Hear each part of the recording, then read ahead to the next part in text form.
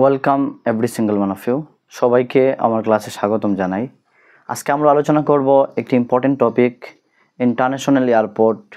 North ইস্টের মধ্যে কী কী international airport রয়েছে এবং ডোমেস্টিক এয়ারপোর্ট রয়েছে, আমরা তা নিয়ে আলোচনা করব। এয়ারপোর্টস নিয়ে আজকে আলোচনা করব। অর্থাৎ দেয়ার আর টু টাইপস অফ এয়ারপোর্ট হয়ে থাকে, আমরা জানি।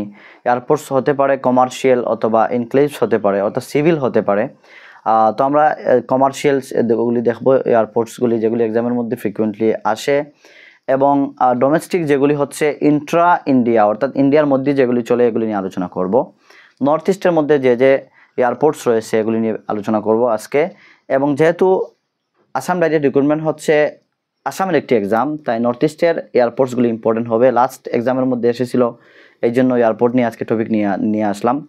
অনেকে আমাকে জিজ্ঞাসা করেন, স্যার আপনি এডিআরের এক্সাম ক্লাস আপলোড করেন না, অর্থাৎ ক্লাস নেন না, একটু লেট হয়ে যায়। তো আমি বলে দিই, এখন অবধি পর্যন্ত আসাম ডাইরেক্ট রিক্রুটমেন্টের কোনো আপডেট দেওয়া হয়নি কখন এক্সাম হবে। অর্থাৎ সেপ্টেম্বর মাসের শেষে অথবা এর পরে হবে, এখনও অনেকটা সময় রয়েছে। আর যেহেতু আমি সাথে সিটেটের ক্লাস নিচ্ছি, সিটেটের অনেকে আমাকে ফোন করে রিকোয়েস্ট করেন যে 7 জুলাইয়ে সিটেটের এক্সাম নেক্সট মান্থে, যাতে সিটেটের সিলেবাস কভার করার। তো সিডিপি ক্লিয়ার হয়ে গিয়েছে, অনলি 1-2টি ক্লাস থাকবে, যে ক্লাসের মধ্যে সিডিপি ক্লিয়ার হয়ে যাবে। তারপরে ওয়ান শট করে ইভিএস, ম্যাথস, ইংলিশ অ্যান্ড অন্যান্য বেঙ্গলি সাবজেক্টই কভার করার চেষ্টা করব। এবং আপনাদেরকে বলে দিই, যে বা যারা আসাম ডাইরেক্ট রিক্রুটমেন্টের প্রিপারেশন নিচ্ছেন, আপনাদের একটু ওয়েট করবেন। আমি একটু ক্লাসগুলি ফ্রিকুয়েন্টলি আপলোড করতে পারছি না, আমরা অনেক ব্যস্ততা রয়েছে, সিটেটের ক্লাস নিচ্ছি। তো আপনারা ওয়েট করবেন, প্রতিটা সাবজেক্ট কভার করা হবে, যেভাবে আলোচনা করা হয়েছিল সেম তেমনি। এবং আমি বলে দিই, আমি ওই দিন 1 উইকের মধ্যে থেকে নোটস প্রোভাইড করা শুরু করব। আমি যে নোটসগুলি কালেক্ট করি, এই নোটসগুলি হচ্ছে বিভিন্ন অথেন্টিক ওয়েবসাইট রয়েছে, যেমন দৃষ্টি আইএস রয়েছে, তারপর বাইজুস রয়েছে, আনএকাডেমি রয়েছে, অ্যান্ড টেক্সটবুক.com রয়েছে। এই অথেন্টিক ওয়েবসাইট থেকে আমি নোটসগুলি কালেকশন করি এবং ক্রয় করে থাকি। তো আপনাদেরকে আমি ফ্রিলি প্রোভাইড করব। আপনারা যে বা যারা এডিআরের অথবা সিটেটের তৈরি নিচ্ছেন, আপনারা প্রত্যেকটি ভিডিও ডিসক্রিপশনে আমি হোয়াটসঅ্যাপ গ্রুপের লিঙ্ক দিয়ে দিই। আপনারা অনেকে জয়েন করেছেন, কিন্তু অনেকে এখনও জয়েন করেননি, আপনারা জয়েন করে নেবেন। আমি ওই দিন 1 উইকের মধ্যে থেকে প্রত্যেকটি টপিকের উপরে নোটস প্রোভাইড করব। এই যে প্রত্যেকটি টপিক আমি আলোচনা করি, এই প্রত্যেকটি টপিককে ওয়াইডলি নোটস প্রোভাইড করব। যেমন আমি নর্থ ইস্টের আজকে এয়ারপোর্ট আলোচনা করছি, এই নর্থ ইস্ট নয়, পুরোটা ভারতের কোন কোন এয়ারপোর্টস রয়েছে তা নোটসের মধ্যে থাকবে, আপনারা পাবেন। এবং আপনারা স্টাডি করবেন, সেলফ স্টাডি করতে পারবেন। আপনাদের মধ্যে পিডিএফ থাকবে, হার্ড কপি থাকবে। তো আপনারা জয়েন করে নেবেন, যে বা যারা এখনও পর্যন্ত জয়েন করেননি। চলো আজকের ক্লাসটি আমরা শুরু করি। আমরা দেখে নেই list of international airports in North East India. North ইস্টের মধ্যে কী কী এয়ারপোর্ট ইন্টারন্যাশনাল হতে পারে। অর্থাৎ ভারতবর্ষের মধ্যে শুধুমাত্র 34 ইন্টারন্যাশনাল এয়ারপোর্টস রয়েছে, অর্থাৎ 34টি ইন্টারন্যাশনাল এয়ারপোর্টস রয়েছে। এবং প্রত্যেকটি স্টেটের মধ্যে ইন্টারন্যাশনাল এয়ারপোর্টস নেই, এক্সামের মধ্যে আসে ফ্রিকুয়েন্টলি। অনেক সময় কীভাবে আসতে পারে, কখন আপনাকে স্টেট বলতে পারে যে এই স্টেটের মধ্যে ইন্টারন্যাশনাল এয়ারপোর্টটির নাম কি, অথবা ইন্টারন্যাশনাল এয়ারপোর্টটির নাম বলে দিতে পারে যে এই ইন্টারন্যাশনাল এয়ারপোর্টটি কোন স্টেটের মধ্যে রয়েছে। তো আমরা দেখে নিই, যেহেতু ডাইরেক্ট রিক্রুটমেন্টের এক্সামের তৈরি নিচ্ছেন, তো নর্থ ইস্টের শুধুমাত্র 2টি স্টেটের মধ্যে রয়েছে। এই 2টি স্টেটের আমরা 2টি দেখব। তারপর আমরা ডোমেস্টিক কিছু ইন্টারন্যাশনাল ডোমেস্টিক এয়ারপোর্ট রয়েছে, এগুলি আমরা দেখব এবং আলোচনা করে বোঝার চেষ্টা করব। এই এয়ারপোর্টসের মধ্যে সনের প্রয়োজন হয় না, অর্থাৎ কখন এস্টাবলিশ হয় এগুলি প্রয়োজন হয় না, এক্সামে আসে না। জাস্ট এইভাবে আসবে এই এয়ারপোর্টটি কোন জায়গায় রয়েছে অর্থাৎ অথবা এই স্টেটের মধ্যে কোন এয়ারপোর্টটি রয়েছে। তো আপনারা আশা করি বুঝতে পেরেছেন। আমরা শুরু করি আজকে। ইন্টারন্যাশনাল এয়ারপোর্ট আপনারা লিখে নেবেন, অথবা 1-2বার শুনে ক্লাসটি শুনলে আপনাদের ইয়াদ হয়ে যাবে, ফিক্সড মেমোরিতে ফিক্সড হয়ে যাবে।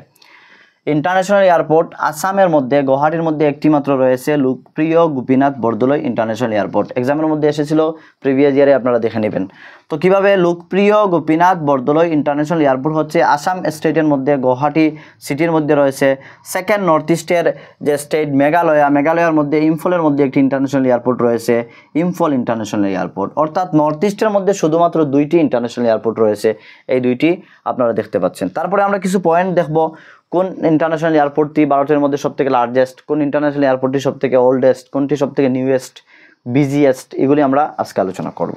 তো দেখে নেই, অনলি 34 ইন্টারন্যাশনাল এয়ারপোর্ট, IAI আমি লিখেছি I for international, A for airport আর I for India, অর্থাৎ only 34 international airport in India, অর্থাৎ ইন্ডিয়ার মধ্যে শুধুমাত্র 34টি ইন্টারন্যাশনাল এয়ারপোর্ট রয়েছে। সব থেকে লার্জেস্ট এবং বিজিয়েস্ট একটি ইন্টারন্যাশনাল এয়ারপোর্ট, একটি ইন্টারন্যাশনাল এয়ারপোর্ট লার্জেস্টও এবং বিজিয়েস্টও, অর্থাৎ সব থেকে ব্যস্ত থাকে এবং সব থেকে বড়। তো largest and busiest international airport হচ্ছে ইন্দিরা গান্ধী ইন্টারন্যাশনাল এয়ারপোর্ট। মনে রাখবেন ভারতের মধ্যে ইন্দিরা গান্ধী ইন্টারন্যাশনাল এয়ারপোর্ট হচ্ছে সব থেকে লার্জেস্ট এবং সব থেকে বিজিয়েস্ট এয়ারপোর্ট। তো তার একর হচ্ছে 5495 একর, এতটুকু জায়গা নিয়ে এই ইন্টারন্যাশনাল এয়ারপোর্টটি অবস্থিত, দিল্লির মধ্যে অবস্থিত। তারপর আপনারা লিখে নেবেন। তারপর অ্যাড করা হয়েছে, অর্থাৎ ডোমেস্টিক থেকে ইন্টারন্যাশনাল এয়ারপোর্টের মধ্যে অ্যাড করা হয়েছে কলিকটের মধ্যে, অর্থাৎ কলিকট আর কোজিকট একই জায়গা, কেরালার মধ্যে রয়েছে। কলিকট অর্থাৎ কোজিকট ইন্টারন্যাশনাল এয়ারপোর্টটি অ্যাডেড করা হয়েছে, অর্থাৎ যুক্ত করা হয়েছে ইন্টারন্যাশনাল এয়ারপোর্টের মধ্যে। প্রথমে ডোমেস্টিক ছিল এই কলিকট এয়ারপোর্টটি, কিন্তু প্রেজেন্ট সময়ে এই এয়ারপোর্টটিকে ইন্টারন্যাশনাল এয়ারপোর্টে রূপান্তরিত করা হয়েছে। তারপরে আমরা দেখব ওল্ডেস্ট, সব থেকে ফার্স্ট কোন ইন্টারন্যাশনাল এয়ারপোর্টটি এস্টাবলিশ করা হয়। ভারতবর্ষের মধ্যে ফার্স্ট ইন্টারন্যাশনাল এয়ারপোর্ট বা সব থেকে ওল্ডেস্ট যে ইন্টারন্যাশনাল এয়ারপোর্ট রয়েছে তা হলো জুহু আরোদ্রম ইন্টারন্যাশনাল এয়ারপোর্ট, অর্থাৎ জুহু আরোদ্রম ইন্টারন্যাশনাল এয়ারপোর্ট হচ্ছে 1928-এ ভারত স্বাধীন হওয়ার পূর্বে এই ইন্টারন্যাশনাল এয়ারপোর্টটি স্থাপন করা হয় মুম্বাইয়ের মধ্যে। মনে রাখবেন, জুহু আরোদ্রম ইন্টারন্যাশনাল এয়ারপোর্ট 1928-এ এস্টাবলিশ করা হয় মুম্বাইয়ের মধ্যে। সব থেকে ওল্ডেস্ট বলতে পারেন, এবং এক্সামে আসতে পারে সব থেকে ফার্স্ট, কখন ভারতের মধ্যে ফার্স্ট বা কোন ইন্টারন্যাশনাল এয়ারপোর্টটি ভারতবর্ষের মধ্যে ফার্স্ট এস্টাবলিশ করা হয়, কোন সালে করা হয়, 1928-এ ভারতবর্ষ স্বাধীন হওয়ার পূর্বে। তারপরে আমরা দেখব স্মলেস্ট, সব থেকে স্মলেস্ট, অর্থাৎ ত্রিচি ইন্টারন্যাশনাল এয়ারপোর্ট। এই ত্রিচি ইন্টারন্যাশনাল এয়ারপোর্টের আরেকটি নাম রয়েছে ত্রিচিপল্লী ইন্টারন্যাশনাল এয়ারপোর্ট। তো ত্রিচিপল্লী নামটি শুনলে আপনার মনে আসবে তামিলনাড়ু বা বাসাটি রয়েছে, অর্থাৎ এই ত্রিচিপল্লী অর্থাৎ ত্রিচি ইন্টারন্যাশনাল এয়ারপোর্টটি রয়েছে তামিলনাড়ুর মধ্যে রয়েছে। তারপরে আমরা দেখব নিউয়েস্ট, সব থেকে নিউয়েস্ট বর্তমানে কোন ইন্টারন্যাশনাল এয়ারপোর্টটি তৈরি করা হয়েছে, এবং এই নিউয়েস্ট ইন্টারন্যাশনাল এয়ারপোর্টটি যেহেতু একটি কারেন্ট অ্যাফেয়ার্স 2024-এ করা হয়েছে, কারেন্ট অ্যাফেয়ার্সের মধ্যে ওই কোয়েশনটি আসতে পারে। নিউয়েস্ট ইন্টারন্যাশনাল এয়ারপোর্ট হচ্ছে নদিয়া ইন্টারন্যাশনাল এয়ারপোর্ট, তা রয়েছে উত্তরপ্রদেশের মধ্যে, এবং 2024-এর 30 সেপ্টেম্বরে এই নিউয়েস্ট ইন্টারন্যাশনাল এয়ারপোর্টটি এস্টাবলিশ করা হয়। তারপরে আমরা দেখব ডোমেস্টিক এয়ারপোর্টস। ডোমেস্টিক কি? যে এয়ারপোর্টসগুলি থেকে, অর্থাৎ ইন্ট্রা ইন্ডিয়া, অর্থাৎ ইন্ডিয়ার মধ্যে আপনি ট্রাভেল করতে পারবেন, ইন্ডিয়ার বাইরে যেতে পারবেন না। ইন্ডিয়ার বাইরে যেতে হলে আপনাকে ইন্টারন্যাশনাল এয়ারপোর্ট থেকে যেতে হবে। তো এই হচ্ছে ডোমেস্টিক এয়ারপোর্টস। আমরা দেখে নেই, আসামের মধ্যে রয়েছে ডোমেস্টিক এয়ারপোর্ট, ও নর্থ ইস্টের প্রত্যেকটি স্টেটের মধ্যে নেই, মণিপুরের মধ্যে নেই, আমরা দেখব। এবং কোনোটা স্টেটের মধ্যে একটি রয়েছে, কিন্তু আসামের মধ্যে কয়েকটি রয়েছে। আমরা দেখে নেই কী কী রয়েছে। ফার্স্ট আমরা আমাদের আসাম স্টেট দেখে নেই। আসাম স্টেটের মধ্যে ডোমেস্টিক এয়ারপোর্ট রয়েছে ডিব্রুগড় এয়ারপোর্ট, যে ডোমেস্টিক এয়ারপোর্ট। তারপরে যোরহাট এয়ারপোর্টস রয়েছে, তারপরে লীলাবাড়ি এয়ারপোর্টস রয়েছে, তারপরে তেজপুর এয়ারপোর্টস রয়েছে, তারপর শিলচর এয়ারপোর্টস রয়েছে। তারপরে আমরা দেখব সেকেন্ড আমাদের নর্থ ইস্টের একটি স্টেট অরুণাচল প্রদেশের মধ্যে রয়েছে পেশিঘাট এয়ারপোর্ট, এটি হচ্ছে অরুণাচলের মধ্যে ডোমেস্টিক একটি এয়ারপোর্ট। তারপর হচ্ছে মেঘালয়ের মধ্যে শিলং এয়ারপোর্ট রয়েছে, তা হচ্ছে ডোমেস্টিক একটি এয়ারপোর্ট। এবং ফোর্থ আমরা দেখব মিজোরামের মধ্যে রয়েছে ল্যাংপুই ইন্টারন্যাশনাল এয়ারপোর্ট। ল্যাংপুই ইন্টারন্যাশনাল এয়ারপোর্ট মিজোরামের মধ্যে রয়েছে, ডোমেস্টিক একটি ল্যাংপুই এয়ারপোর্ট, অর্থাৎ ডোমেস্টিক একটি এয়ারপোর্ট। তারপরে ফিফথ আমরা দেখব নাগাল্যান্ডের মধ্যে রয়েছে ডিমাপুর এয়ারপোর্ট, অর্থাৎ এটি হচ্ছে একটি ডোমেস্টিক এয়ারপোর্ট। তো হচ্ছে আমাদের ফার্স্ট স্টেট। তারপরে আমরা ত্রিপুরা দেখি। ত্রিপুরার মধ্যে একটি মহারাজা বীর বিক্রম এয়ারপোর্ট, আপনারা সবাই জানেন, অনেকে গিয়েছিলেন সম্ভবত। তো ত্রিপুরার মধ্যে রয়েছে ডোমেস্টিক একটি এয়ারপোর্ট, মহারাজা বীর বিক্রম এয়ারপোর্ট, ডোমেস্টিক একটি এয়ারপোর্ট। এবং সেভেন্থ, যেহেতু আমাদের সিকিম অ্যাডেড হয়েছে 7 নর্থ ইস্টের মধ্যে, এবং এই সিকিমের মধ্যে একটি রয়েছে পাকিয়ং ইন্টারন্যাশনাল এয়ারপোর্ট। তো আপনাদের পাকিয়ং এয়ারপোর্ট, শুধু এয়ারপোর্ট। তো আপনাদের মধ্যে আমি এই ডোমেস্টিক এয়ারপোর্টগুলি তুলে ধরলাম, যে নর্থ ইস্টের মধ্যে কোন কোন স্টেটের মধ্যে কোন কোন ডোমেস্টিক এয়ারপোর্ট রয়েছে। এবং আপনারা দেখতে পাচ্ছেন যে এর মধ্যে থেকে একটি স্টেট নেই, অর্থাৎ মণিপুরের মধ্যে কোনো ডোমেস্টিক এয়ারপোর্ট নেই, ইন্টারন্যাশনাল এয়ারপোর্ট নেই। অর্থাৎ ভারতবর্ষের মধ্যে শুধুমাত্র 34 ইন্টারন্যাশনাল এয়ারপোর্টস রয়েছে, এবং নর্থ ইস্টের মধ্যে শুধু আমরা দেখতে পেয়েছি যে মেঘালয় অ্যান্ড আসামের মধ্যে রয়েছে international airport, and domestic airport এই 6টি স্টেটের মধ্যে রয়েছে এবং সিকিমের মধ্যে রয়েছে।